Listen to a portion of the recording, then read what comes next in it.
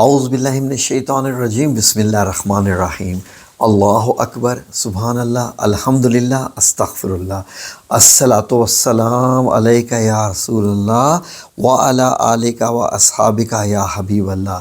السلام علیکم ورحمۃ اللہ وبرکاتہ۔ ناظرین، دنیا میں آج کل لوگ بہت زیادہ جو مسئلہ جن کو درپیش ہے صحت کے لحاظ سے، جہاں پر معدے خراب کے مسائل ہیں، وہاں پر اس سے بھی بڑا مسئلہ جو ہے وہ ایک قبض کا ہے۔ ناظرین، قبض کو طب کی دنیا میں الامراض کہتے ہیں، کہتے ہیں ماں کو، یعنی کہ تمام بیماریوں کی ماں قبض ہوتی ہے۔ قبض سے ہی باقی بیماریاں جو ہیں وہ آ جاتی ہیں انسان کے جسم میں اور بڑی مشکلات پیش آ جاتی ہیں۔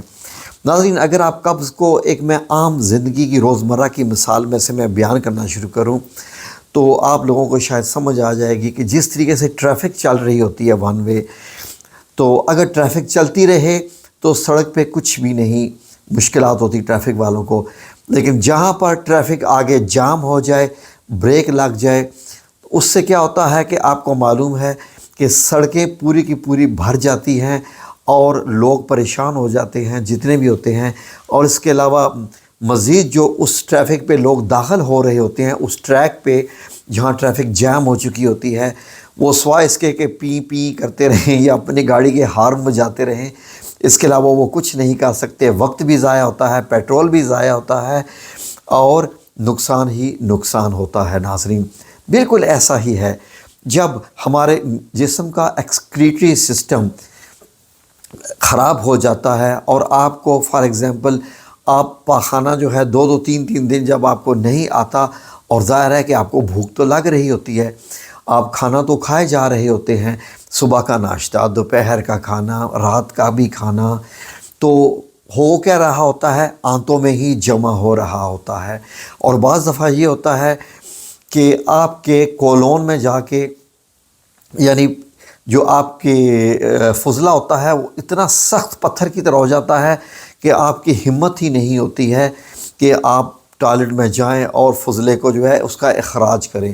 انتہائی مشکل ہو جاتی ہے، بعض لوگوں کی تو چیخیں نکل آتی ہیں، لیکن خیر یہ ایک ایسے معاملات ہیں جو کہ پیش آتے ہی رہتے ہیں زندگی میں۔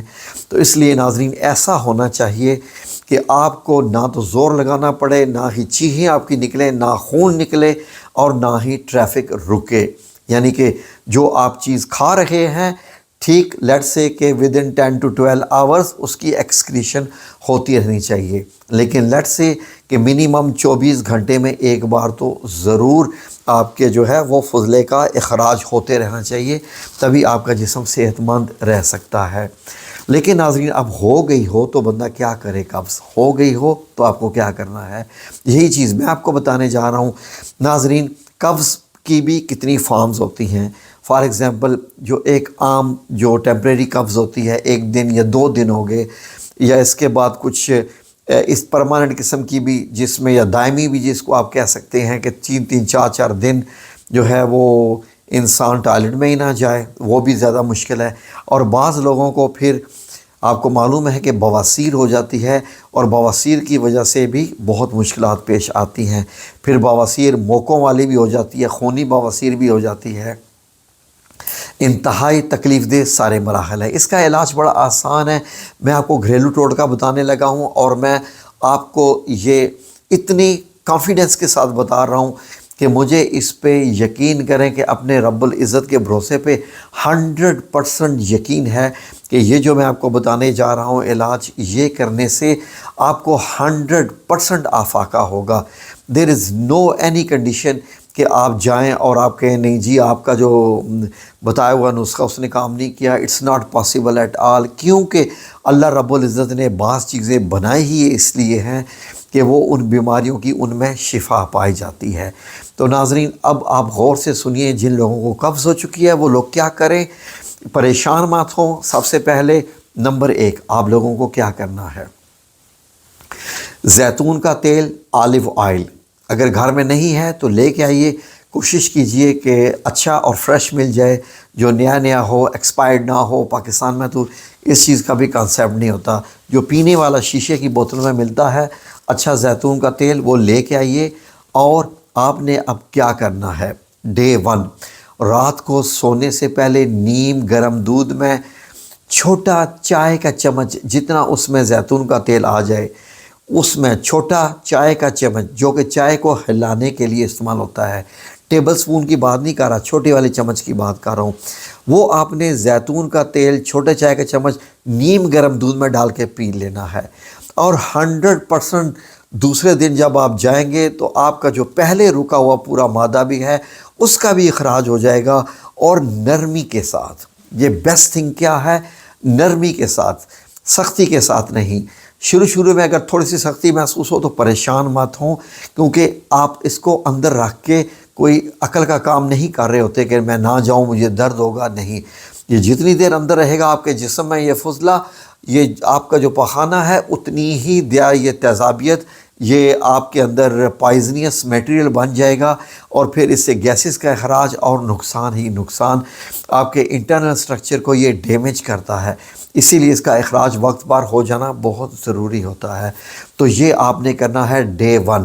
اب آپ کو آ جائے گا آرام۔ اگر فار ایگزامپل آرام آپ کو کچھ حد تک آیا ہے اور 100% نہیں آیا ہے تو دوسرے دن آپ پھر لیجئے، پھر اسی کو ہی ریپیٹ کیجئے۔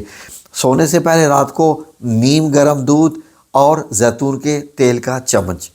اگر جو لوگ کہتے ہیں کہ رات کا مسئلہ ہے وہ صبح بھی لے سکتے ہیں، لیکن ضرور لیجئے۔ نمبر 2، آپ نے اس کے ساتھ پانی زیادہ پینا ہے۔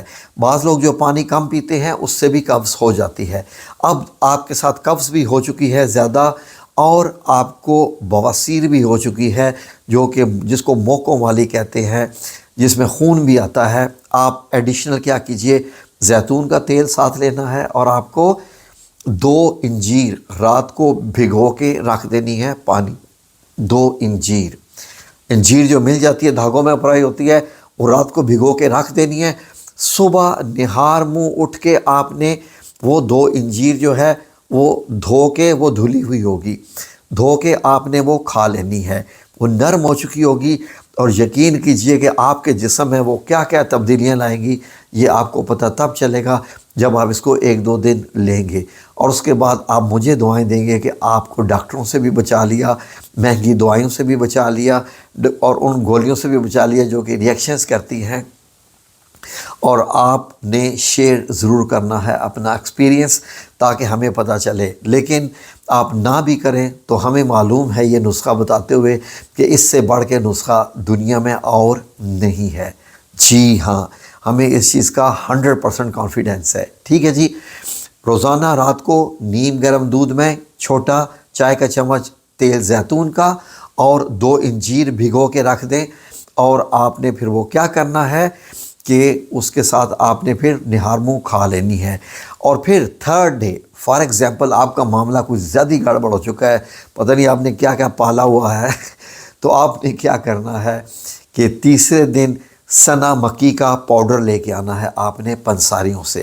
سنا مکی کیا ہوتی ہے؟ سنا مکی آپ کو جاننے کی ضرورت نہیں ہے، آپ نے جانا ہے اور پنساری سے کہیں سنا مکی کا پاؤڈر دے دیں، اور وہی پاؤڈر آپ نے دودھ میں جہاں آپ نے زیتون کا تیل ملایا ہے چھوٹی سی چمچ سنا مکی کی بھی اس میں ملا لیجئے گا، اور پھر ویسے تو میں نے آپ کو بتایا ہے کہ ڈے 1 سے ہی آپ کو افاقہ ہو جائے گا، اور پھر انشاءاللہ باذن اللہ تعالیٰ آپ بالکل ٹھیک ہو جائیں گے۔ آپ کا پورا ڈائجسٹو ٹریکٹ، جس کو نظام انظام کہتے ہیں، یہ آپ کے سارے جو منہ سے شروع ہوتی ہے پوری آپ کی نالی اخراج تک، یہ بالکل صاف ہو جائے گی، اور آپ نے مجھے دعائیں دینی ہے۔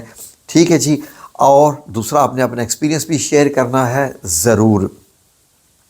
تو سنا مکی آپ نے 2 یا 3 دن سے زیادہ نہیں لینی، یہ آپ ذہن میں رکھیے گا، یہ ہر ایک کے لیے مفید ہے۔ اس کے اور ہزاروں فائدے ہیں، ان کو چھوڑیے، میں صرف ٹو دی پوائنٹ آپ کے ساتھ بات کر رہا ہوں ٹاپک پر ہی، تو آپ نے صرف یہ کرنا ہے۔ ٹھیک ہے جی، جزاکم اللہ خیر۔ اللہ رب العزت سے دعا ہے کہ اللہ ہر ایک کو اس کی صحت میں قائم رکھے، اور اس دوران آپ نے بڑے گوشت سے تھوڑا بچنا ہے۔